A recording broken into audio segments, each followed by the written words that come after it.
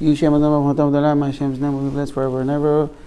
The laws of Shabbat, we are in Siman 250. We are going to talk about the preparation for the Shabbat meal, and we'll start with introduction before we go to the Halacha. Did you ever imagine that we have even Halacha laws about the preparation for Shabbat?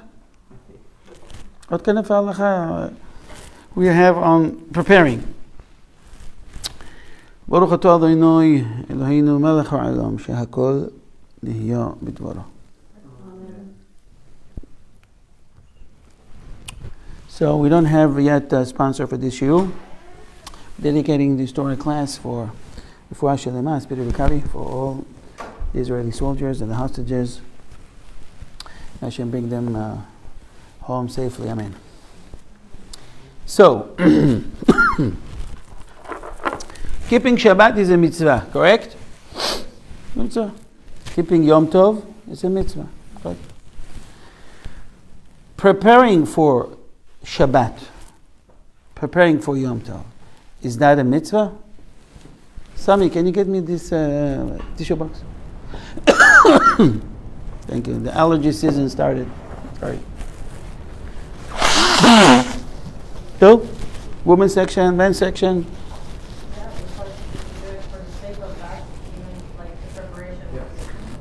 Okay, what kind of, this is mitzvah, it's a rabbinical mitzvah or it's from the Torah? Or it's a mitzvah directly from the Torah? You know what's the difference between rabbinical? Okay, what? So it specifically says in the Torah to prepare, so but it doesn't tell you how. So you're saying it says specific? Huh? Rabbinic. It's rabbinic. Yeah, because there's no instructions on how to prepare. How to prepare. No instructions. Okay. You know? It says about the manna, vehechinu et asher yaviu. They should prepare whatever they bring. But what's preparation for Shabbat? Give me an example. What could we prepare? People thinking food. Only food? No, the table. Cleaning. Setting up the table. hot water, there's a lot of things. A lot of things like shopping for the sake of Shabbat, clothing, shining your shoes, Like I said, you make your bed. make your bed, right? Shaving, taking a haircut, Yeah. these kind of things. Preparing like a party. It's called preparation for Shabbat. So we need to learn if this is something that it's even significant. Why I need to know if this is important or not so important? Because mitzvot that are very important, we want to do it ourselves. And mitzvot that there are light mitzvot, I can let an agent to do it for me. But if this mitzvah is so serious, I will rather do it myself. There is something called mitzvah bo yoter mi bishluho. We'll see it later. That the mitzvah many times is to be executed by you better than sending an agent. Okay, so it says that our sages taught that preparing for the Shabbat meals before Shabbat is a mitzvah unto itself. In fact, the Be'ur Halacha cited several sources suggesting that this is a mitzvah of the Torah. This mitzvah goes back to even before the Torah was given. What does that mean? Our sages taught in the tractate of Shabbat 88a that, Moshe Rabbeinu, when he ascended the Mount of Sinai, he was there for 5 consecutive days. What was that for? It was in preparation for receiving the Torah. One day, he left. Where are you going? But on the 6th day, Friday, he remained down in the camp. Since he had no time to ascend the mountain, instead, he was occupied with Shabbat, preparations. From here, the Talmud teaches us that Moshe Rabbeinu, preparing to receive the Torah, preparing for Shabbat, it sounds like it's more important. It takes precedence.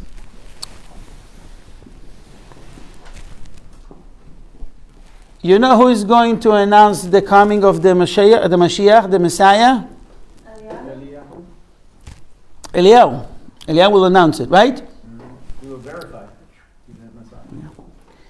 Which day Eliyahu won't come? Shabbat. What else? Pesach. Open the door. What do you mean open the door? So you leave the door. The seller to open the door. We'll talk about it with Hashem when we study the laws of Pesach. Not recommended in places that, there's some burglaries and stuff like that. People leaving a cap for Eliyahu, thinking that he's going to come and drink from the cap. Unheard of. I don't know where they got this. So, we're going to discuss what does that mean, the cost of Eliyahu. There is a notion called a cost for Eliyahu, a cup for Eliyahu. What does that mean? We'll see. Bottom line, I give it really in a nutshell, we have 4 cups on Passover, and we have more languages, more words that describe the redemption. There's a 5 or 4. So every time we debate with that, or with any other halacha that we're unclear, we're saying Eliyahu will come and resolve the problem. We call it tiko or teko. You heard the word teko before? Teko. In sport, in Israel, they're using this term when a game in soccer ends like 0-0, 1-1, 2-2, it's called tiko. Tie. Okay, tie. So it's called tiko. Tiko. Well, how was the game? It was teko. Call it teko today. But teko, it's the acronym of Tishbi, Yetaret, Kushiot, and Ba'ayot. Meaning that Eliyahu Navi will come, it's from the Talmud. He come and he will resolve the issue. There is no right or left. What is it? So we don't know if it's 4 cups or 5 cups. So we're saying there's a cup for Eliyahu. He will determine when he comes if we should have 5 cups of or 4. That's the idea. I think people thinking he's drinking wine in every house he goes. After the 4th houses is going to come, already. So people saying, he fainted on the street. He's not coming. Forget it. No, that's not it. Okay.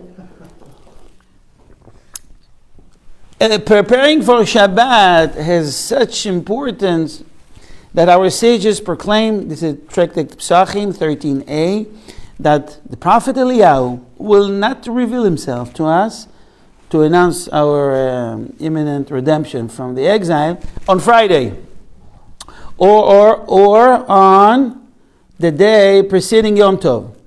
Since, and Rashi explained that over there, the Jews are busy preparing for the festive meal.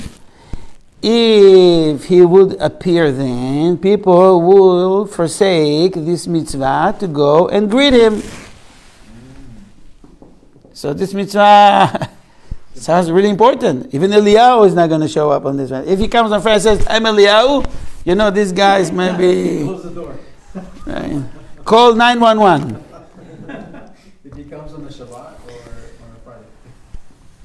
Now, furthermore, our sages taught in the Tractate of Ta'anit 8b, Rabbi Yitzchak said, quote, even if we are suffering a drought as terrible as the one in the time of the prophet Eliyahu, you know what happened there. The Psukim described 3 years of drought. People really died from famine. They finished eating the animals, the donkey, the horses, the vegetables, everything, nothing left. It was horrible. So, even at the time of the prophet of Eliyahu, if it would rain on Friday, it will be considered a curse. We're waiting for the rain. Coming down on Friday, it's a curse. Why it's a curse? Because it's inconvenient, you gotta go to Shabbat. Right?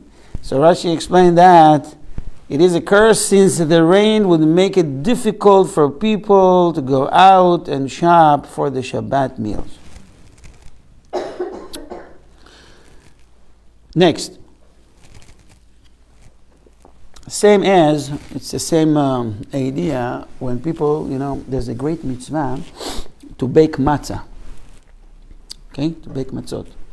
Especially in the midday of the eve of Pesach. But, we're working hard, we're preparing matzah, you sweat.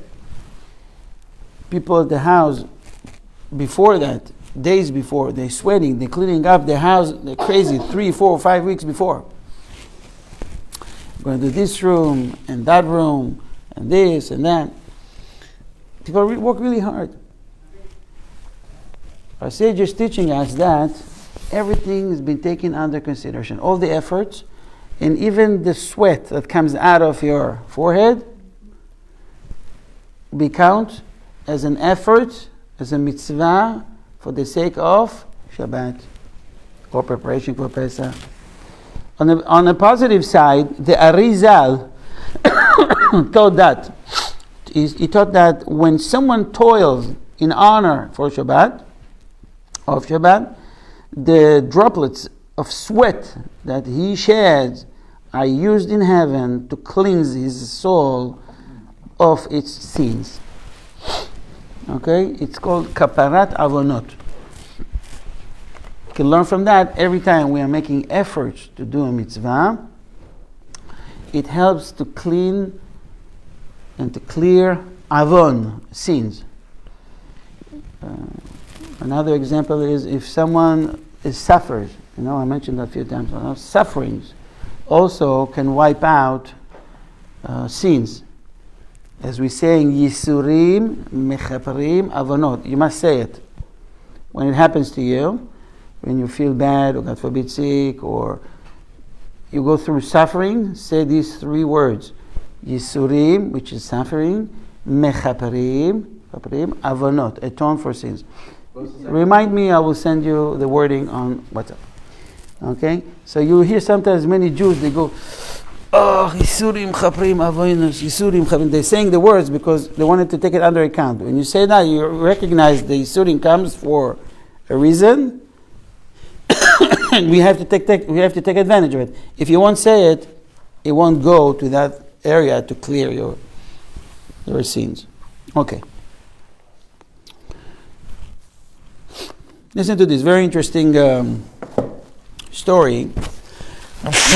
The Sefer Hasidim 122 relates that there was once a woman who spent time spinning thread on Fridays.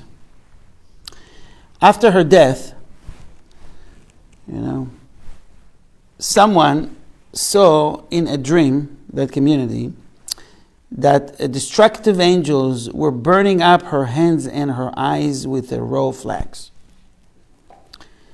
He was troubled by it. He saw it more than once. Usually it's a sign. He went to the Rabbi, the Mikubalim, the great tzaddikim of the generation, and he asked what she had done to deserve this punishment. And he was told that this woman spent each Friday working with flax instead of preparing for Shabbat needs. We call it today parnasa, livelihood. You see people working until the last minute, barely making it to shul. You can see some people didn't even change their clothing, didn't prepare for Shabbat. Shabbat is at 6, by 5 he is at home, and he's preparing a fish or something, really quick, and he's late for mincha, something missing mincha. To be very careful about that. It says that one should stop any work at least 3 hours before Shabbat. Okay, if you really need to stay at work, Shabbat is at 6. What time you had to stop? 3. Finish. You're supposed to be home 3. Yeah. Not to leave and drive another hour and a half. At home. You have to calculate it that way.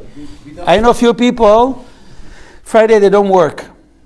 big contractors, on Friday they just go into the office, they give in the checks to the employer, and they go home. 11, 12, they go home preparation for Shabbat. For years.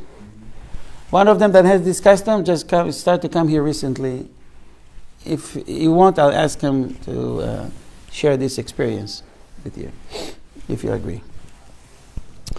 So you will see that especially before holidays, there is no bracha, no blessings if someone works after the midday. You make no money. I mean, you'll make money, you see money comes in, you lose it. There's no blessing in this. So what's the point? Unless it's emergency, there's a whole bunch of halachot about it. It's emergency, or you're a doctor, a nurse, a truck came 2 hours before Shabbat and needs to put down at your storage. If you ask them to come another day, it'll cost you more, a loss of money. In these cases, you may go open and come back home. Okay? Other than that, there is no reason. Believe me, this day you start to come early on Fridays, you'll see all trouble started that Friday. The Yetzer Hara will bring in everything in his power to prevent you from going home early on Shabbat. That's why you turn off the phone. Okay, one of the good things. Sometimes you can recruit the Yetzer Hara for for good things. I'll let you judge that. A guy came before the Rabbi and said, Rabbi, listen, I opened a store in the market. I thought a lot of people will come. I did advertising. Barely people entering my store. So the Rabbi told him, are you studying Torah on a daily basis? I said, Rabbi, you think I have a time? I don't have time, I'm busy. I said, but you said nobody's coming in, huh? He says, yeah, but I'm ready, I'm preparing myself, I'm alert, you know. He said, so what should I say? He said, start to say Tehillim. You have nobody in the store, open the book of Tehillim, or Chok Israel. He gave him a few things to say. All right. A week passed by, and the Rabbi see him in the parking lot, says, no, tell me, what's going on? He said, Rabbi, I did everything you told me. Okay, what did you do? He says, as soon as I opened the store, turned the light on, I took the Tehillim, and I started to say, Tehillim, Shir Lamalot, Esayna Yelehim. Someone came in, I had to close. 5 minutes later, I opened it again, Shir Lamalot. 5 minutes later, I closed. Said, all day long, I didn't finish maybe 1 or 2 Mizmorim. What happened here? So this is the work of the evil inclination. He will send you people so you won't say Torah words. You don't study, you don't say Tehillim. So you judge if it's good or bad. I don't know. But he says, the whole week I was so busy. Anytime you want to be occupied with Torah, Yetzer Hara will send you something that, like a prophet or... So what people do, people that have businesses, they had a set time that they study Torah regardless what's happening. On lunchtime or hour before or after, they manage that way that they can study Torah on a regular basis, a portion of Torah that they accepted upon themselves. That's an example. The Talmud in Kiddushin 41a teaches that a mitzvah is always more valuable when one performs it oneself rather than delegating it to someone else to perform in one's stead. We call it, the language of the Talmud is mitzvah bo yoter mi bishlucho. The mitzvah is greater, and you get a greater reward if you do it yourself, rather than sending an agent to do it. When would you send an agent? Excuse me? When would you send, for what would you send? Examples? Yes. Examples. Someone needs help to carry, a mattress home. You can do it yourself. But you're sending someone else. You get some mitzvah on that. But since you didn't do it yourself, the mitzvah is going to be less. Okay, it's just one example out of 100 million examples that you can think of. Do the mitzvah yourself, especially with kindness, with chesed. Okay. Several examples are given to illustrate this point, all pertaining to the mitzvah of preparing the household for the upcoming Shabbat. These illustrious men mentioned below, I'm going to list them in a minute, were all wealthy and certainly had servants to whom they could have assigned these tasks, but they instead chose to perform them personally. Shabbat, they have servants. They had maid servants that could chop the salad for them, or chop woods, or whatever. Listen to the example. Rav Safra would singe the hairs off the head of the freshly slaughtered animal. He will clean it up himself. He doesn't have to do it the whole week. But now, since the animal is for the sake of Shabbat, he will do it himself. Right? Rava pickled savory species of fish. Like salty pieces of fish. I think some like we have here on Shabbat Kiddush, right? The pieces that I'm hearing. I know that Sammy likes it very much with the crackers, right, Rami? With the crackers. You like with the crackers? And the Kiddush, morning Kiddush. You become Ashkenazi, Sammy. What's up, whatever with you? Rav Huna kindled the fires. Rav Papa ate papaya. No, Rav Papa rolled the wicks. Rav Chazda chopped the vegetables. Rav Nachman bar Yitzchak, it's different names of rabbi, different leaders and different generations, okay? Rav Nachman bar Yitzchak brought in the special Shabbat furnishings. What special Shabbat furnishings? So we know we have tables and chairs, or candles, or silverware, stuff like that. It would bring the furnishing, the garments, and delectable fruits. He acted as if he was expecting his Torah master to come and visit, and displayed his honor by personally exerting himself. He was making a lot of efforts. So our rabbis were like an example. You see your rabbi, the Rosh Yeshiva, the chief rabbi, he's chopping salad, making tahina, making hummus, whatever. Someone else can do that. They want to do for the sake of Shabbat, at least one thing. Okay? So everyone should take advantage of it every Friday or before every holidays to do at least one thing. Okay? So, moving on. Did you hear about the Rav called Rav Yisrael Meir Kagan? Rav Yisrael Meir Kagan. Did you hear this name before? Yeah, Is there? Famous book? yes. You have it at home. You have it at home. Mi Aish Echavets Chaim. Oh, it's Chafetz Chaim. Rav Yisrael Meir Kagan, known as the Chafetz Chaim, asked in his Mishnah Bura on this passage. We have a general rule that one may not interrupt one's Torah studies to go and perform a mitzvah if the mitzvah can be just as well performed by someone else. Remember that I told you, you're occupied with Torah. Someone else can do it, leave it. Studying Torah is very important. Okay? What is that makes the mitzvah of preparing for Shabbat different? Chafetz Chaim asks that. Why is it that one must bother to prepare for Shabbat oneself if others can do it and leave one free to study the Torah?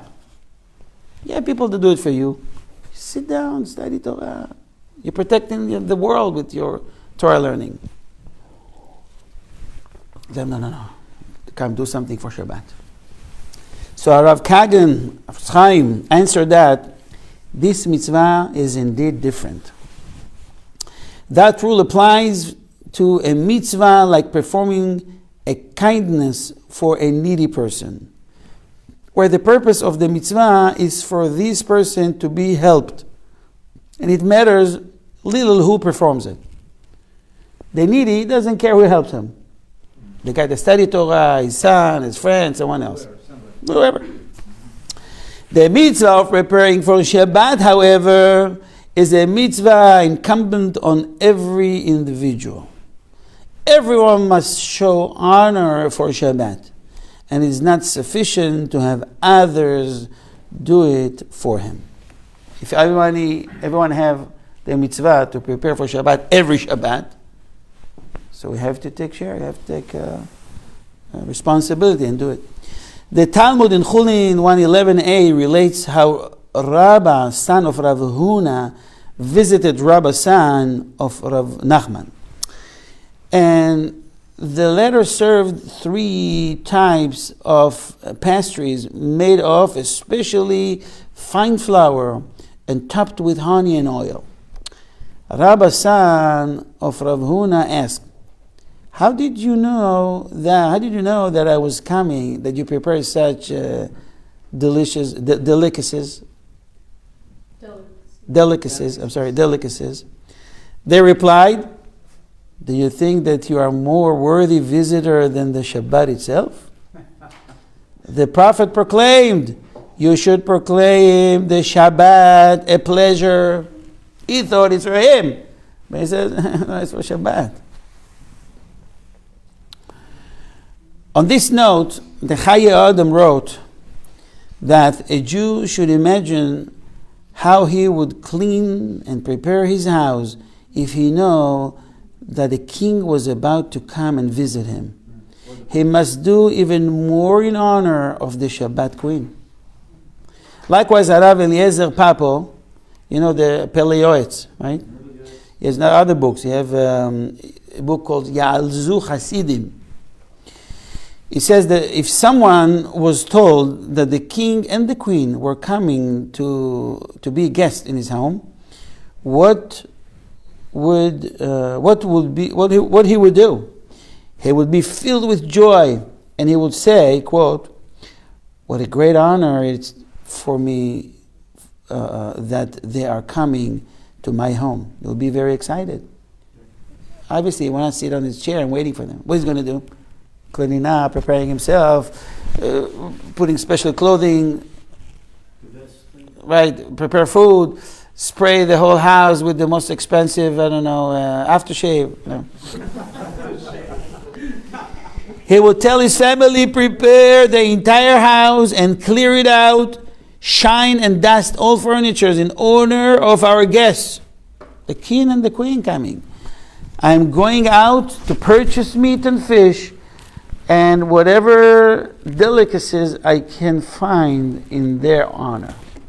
The men would rush to do these things personally, even if he had several servants. In the same way, a Jew must be quick and thorough to prepare lovingly, with love, for the coming of Shabbat. We take it lightly, I guess, right? Not seriously enough. The Arizal taught that we must realize that if someone knows that he is about to enter the king's chamber for an audience, he must prepare himself so that he will be wearing suitable garments. Imagine someone is invited for, Trump's inauguration or a meeting with Donald Trump. You won't go there with shorts, right? No flip-flops, no. No flip-flops, right? I don't know if they'll let you in even like that, dressing up like that. There's a dressing code. But you don't need even that. You know what to prepare. You would take your best suit. You clean up yourself. You're going to a place that, it's honorable, important place. Okay? As we find in Mordechai in the Megillah, He would not enter the king's gate while wearing sackcloth. He would spend a day or more preparing himself, as our sages taught in Avot 4:16. Prepare yourself in the vestibule. Right? Is that right? The vestibule, so that you may enter the main hall. The vestibule is like a hallway, right? Vestibule is a hallway. It's like a room prior to entering the house. Right. All right.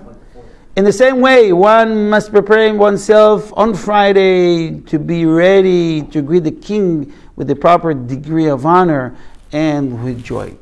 We'll see later what's the halacha has to say about the clothing, what to wear, what not to wear.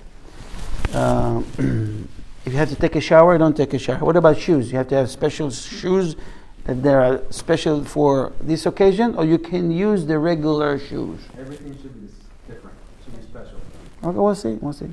What kind of shoes? It has to be Gucci schmucci, or I can get, I don't know, Walmart shoes, which is pretty good shoes, I guess, huh? White, as long as it's clean and neat. Does it clean? What about beautiful flip-flop? No flip-flop. Gucci, you know how much Gucci flip-flop costs? No flip-flop. They're over $1,000. But no flip-flop. We're not at the beach. But it's $1,000. Yeah, I had a question, I taught this class and I was sharing this information. And I was telling them that, someone asked, so how you should wear? I said, no. You should have a nice white shirt, a tie, a jacket for no Shabbat. So someone told me, Rabbi, I have a very expensive jeans, diesel. They cost, I don't know, $500-$600, maybe even more. And I have a T-shirt that costs over $500. Can I go with the very expensive jeans? By the way, the jeans has a lot of, what do you call it, rips? Holes and tears, right.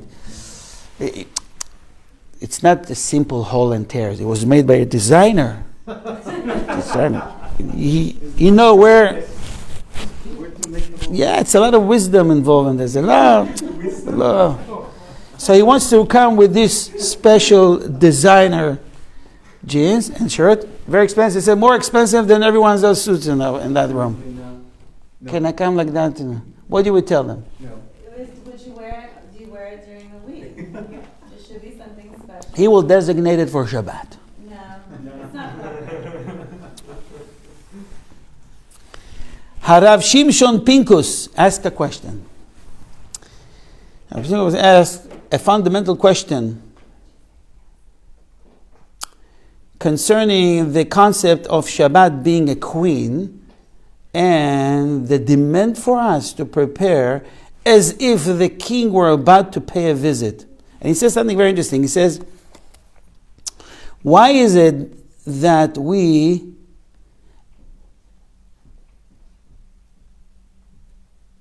anthropomorphize? Improvise, like humanizing, right? Like personification, I guess, something like that. They're always picking up the most hardest word. I'm telling you, I'm going to talk with the author. What's the name of the author? I'm breaking my teeth over here.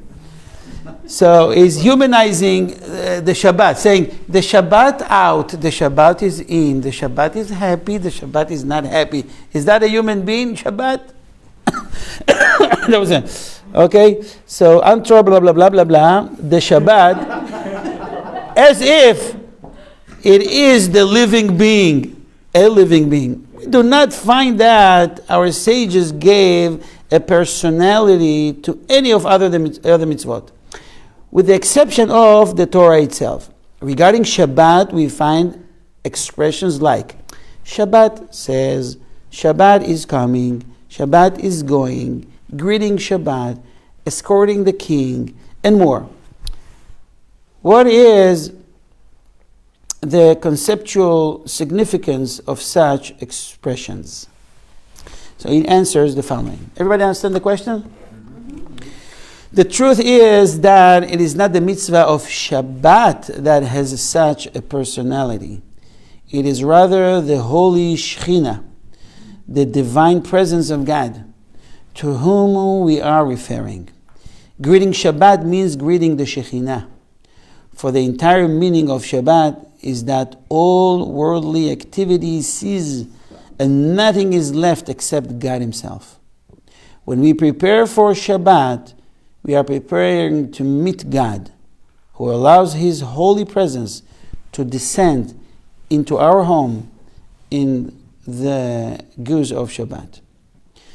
This explains why our sages save such importance to the mitzvah of preparing for Shabbat.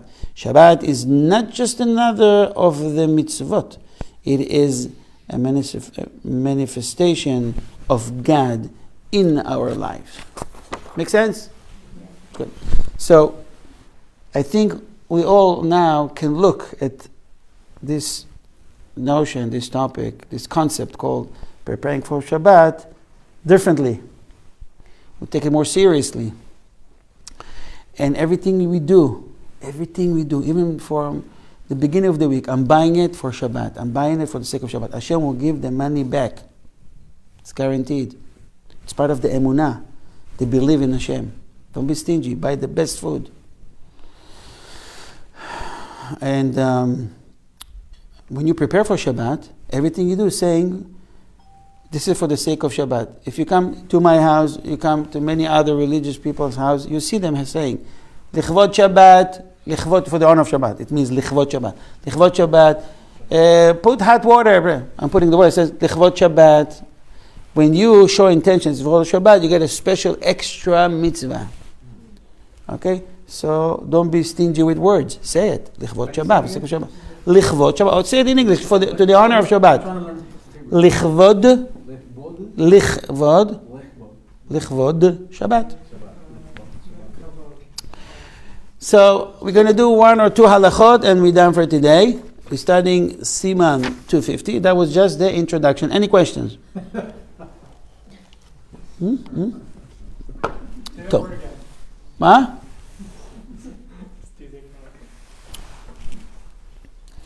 Toiv. So the preparing for the Shabbat meals. Everyone must rise early on Friday morning to prepare for Shabbat. It is best that one purchase all one needs for Shabbat on Friday instead of purchasing them earlier in the week. We'll see in a second why. Unless one suspects that one will be unable to purchase them on Friday. The best time is on Friday because you're showing this is for Shabbat. You can do it during the week and says it's for Shabbat. Sometimes there is a best sale, there is a discount, they buy one, get two, second, whatever. Sometimes if you wait till Friday, you have no more meat. For you, right? It depends where you live. In the ancient days, they take animal and they shechted right there. It was fresh that day. It was not a problem, okay? It's not like today, it's supermarkets all over. Each time one purchases something to be eaten or used on Shabbat, one should announce verbally that this purchase is for the honor of Shabbat. We will discuss that just in a second. Go. Lichvod Shabbat. Here they wrote it likvod. It's not likvod, it's lichvod. Lichvod Shabbat. They put K, it's not K, it's CH. Lichvod Shabbat.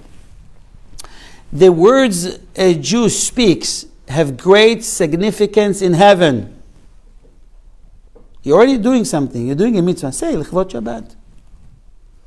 If you want me to say it and write it like transliterated, shoot me a message on the group. So I already have two things that I need to take care of.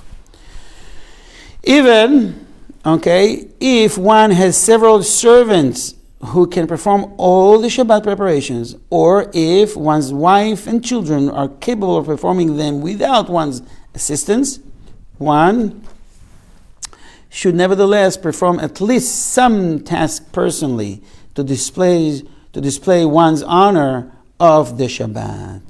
A mitzvah is more valuable when one performs it personally, rather than delegating it to someone else to perform in one's stead.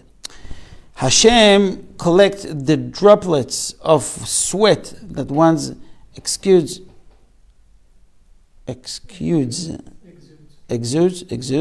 while exerting oneself to prepare for Shabbat, and uses them to wash away one's sins, as if the droplets were tears of repentance.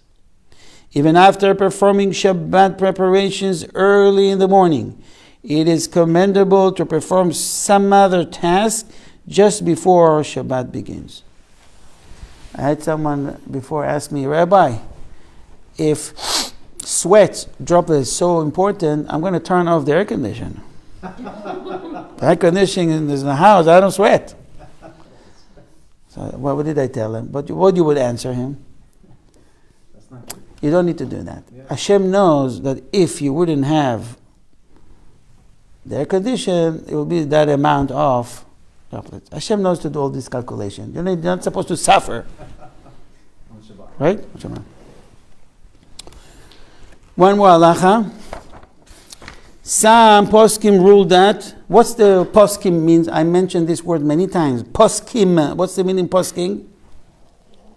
Is that Torah? Guys, you're supposed to know these words already. It's like when you're debating, like Halachic decision? Ma? stages. Halachic decision? This is you close, Tony. This is paskin. Paskin means the psak. The halacha, the verdict. Posek. What's posek? Posek, it's a rabbi that set up the laws. Yes, no, allow, not allow, prohibited, permitted. This is posek. For example, Shulchan Aruch is posek. The Rambam is posek. Rabbi Chaim Kanievsky, Rabbi Sharabi, Rabbi Oibach, Rabbi Elyoshi, all these names that you're familiar with. They consider posek. Plural, you say poskim. Remember this word.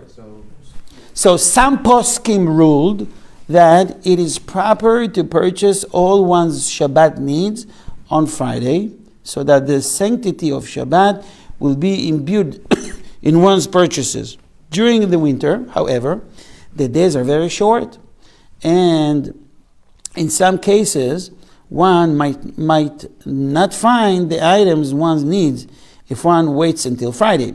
In these cases, one should make those purchases on Thursday. It is improper to make one's purchases before praying Shacharit. Okay, some goes as soon as they open 6 o'clock, let's say prayers at 7. So he's doing really quickly. And first priority, morning blessings, come to shul, go after. If one suspects that one will no longer find the high quality items one would like to purchase by the time one complete prayers, one may purchase them before prayers, but one must recite the Shema first. Okay, in case, you know, that I don't know if we have experience like that here. Baruch Hashem, we have all food. They'll wait for you till after 8 o'clock. Let me see. You know what? We're going to do 4 more short halachot, and I finish with Siman 250, and we continue 251 next week. Bezat Hashem. Bezat Hashem, the Tuesday classes when I go to Israel will continue regularly. Bezat Hashem, expecting everybody to be here. My son-in-law, Rabbi Liran, will be here and teach the laws of Purim, and at some point, maybe you'll start the laws of Pesach. I'm supposed to come back by then. But please, it's regular. We're going to send messages. Please make sure to come. In 2 weeks or so.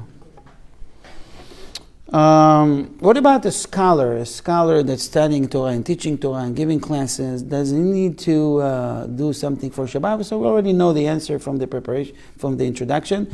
Even a Torah scholar who devotes all his time to Torah study and does not engage in any other activity must perform some household task in preparation for Shabbat. The Talmud relates how Rav Chazda would chop the vegetables, and Rabbi and Rav Yosef would chop the firewood, and Rabbi Zera kindled the fire, and Rav Nachman removed the weekday items from the house and brought in the Shabbat items. We are to learn from their example. No one may say that it is beneath his dignity and position to perform such menial tasks. While on the contrary, it is an honor to have the opportunity to honor the Shabbat. Therefore, every Torah scholar should take some time off of his learning schedule in order to perform Shabbat preparations. If there are others who can perform the necessary task, however, the Torah scholar needs only perform some tiny symbolic task in honor of Shabbat, and he does not have to take any time from his learning schedule. I'm sure the wives of the house will be happy for help. Maybe not in the kitchen, maybe yes in the kitchen. I don't know. Each lady knows her territory. My house, the kitchen is a forbidden area. You heard about Area 51? Something like that. My wife says I'm asking too many questions, and I say, so better do other things. So I'm doing other things, Baruch Hashem. It is permissible for a Torah scholar to personally toil in Shabbat preparations, even in view of others. This is not considered a behavior below the dignity of Torah scholar. You know, a Torah scholar is not supposed to eat with his students, with other people, because you might have some tahini on the beard, or some red sauce or ketchup on the... people will look down at you. So you see, usually Torah scholars, they don't eat big meals with this. Oh, if they have to, it's a Sudat mitzvah, so they're being very careful. But here, it's a different case, okay? The preparation for Shabbat. Since this is obvious that he's doing this for Hashem's honor. It is likewise permissible for the Torah scholar to build a sukkah in the view of others. It was a man, this pops to my mind, this story, that used to clean up the shul voluntarily. It's well known when you volunteer for the sake of mitzvah like shul or yeshiva, the schar in Shamayim is great, beyond your imagination. Many people doing cleanup once a week, whatever they can, or things like that for the sake of the shul, free. It was the one person that used to clean up, and he didn't have always cloth to clean the dust, so he used to have his beard, clean with his beard. He has a long beard. And his son became the famous Rashi. Okay, you heard about Rashi, the most common. I know. I give it another example. Many years ago, not like today, they didn't have a street light, so they used to put oil in just enough in place they could afford that, right? A guy in the Yerushalayim area noticed that people don't go after nightfall. They don't go to shul. They daven early and they stay home because it's dark. They were afraid or it's dangerous. So he took upon himself to put street lights with oil, with enough oil. It cost a lot of money, and he would maybe he made the oil, but I know he made the wicks. He worked really hard, him and his wife, for years. And this guy's name was Kish, the father of King Saul. The Midrash says he was rewarded from the whole tribe of Binyamin to have his son first king over Israel for this mitzvah that he did.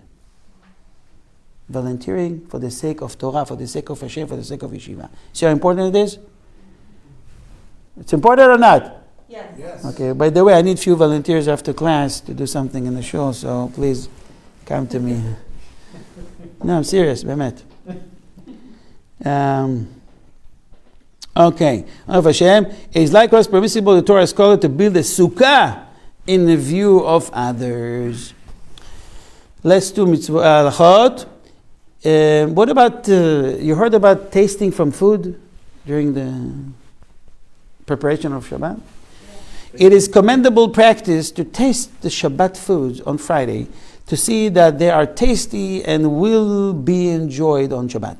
The most proper custom is to taste each of the foods. One should prepare as many dishes, wines and delicacies as as one can. Tradition tells us that in reward for this practice, one will be granted a long life, and that this practice is alluded to in the text of the Musaf prayers. Quote, those who taste it will merit life. You can taste it if you work all day and you come 10 minutes before Shabbat. It's done. You can taste it if you on Fridays don't work and can be around. Last halacha for today. If someone completed all his Shabbat preparations earlier in the week and he has nothing left to do on Friday, he may spend the entire day studying Torah if he wishes. Nevertheless, it appears that our sages ascribed particular significance to preparing for Shabbat on Friday, since the verse they cited mentions Friday specifically, as if one who prepared earlier has not fulfilled the mitzvah properly. So always leave something for Shabbat in case. Next, Be'ezrat Hashem, next week we will study Siman, part 251. We'll discuss about working on Friday, till what time, what we're supposed to do, what's considered emergency, what's not emergency, and all that. Any questions? On behalf of Ohav Israel Foundation, I want to thank all the participants. May Hashem bless you with great parnasah, with beautiful Shabbat. May Hashem bless you with great livelihood, so you can spend a lot on Shabbat and enjoy and invite people. Long life and good life. Amen. Thank you. YouTube, yeah, it's going to be on YouTube. I know, I'm kidding.